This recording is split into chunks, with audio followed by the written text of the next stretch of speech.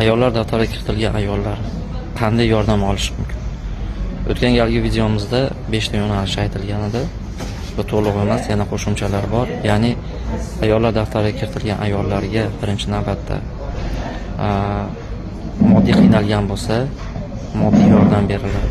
Ikkinchisi, agar ayol hech qayerda ishlamaydigan bo'lsa, ish bilan ta'minlanadi yoki kasb hunariga o'qitiladi.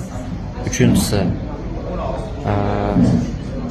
agar kasal bo'ladigan bo'lsa, tibbiy yordam beriladi.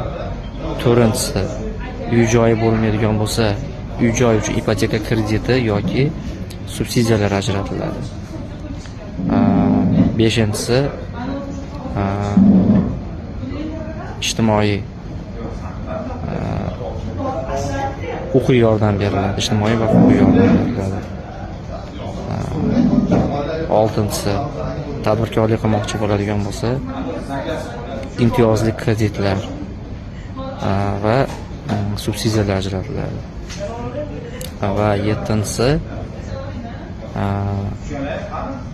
psixologik yordam beriladi. Agar masalan oilaviy zo'ravonlikka uchragan bo'lsa yoki qanaqadir bir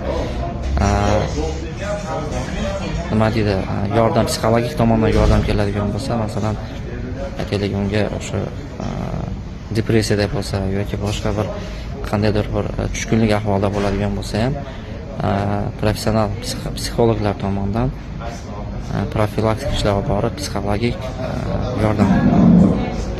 Agar sizda ham shunday holat bo'lsa yoki shunday holatga tushgan tanishlaringiz bo'ladigan bo'lsa, videoni yuborib qo'yinglar.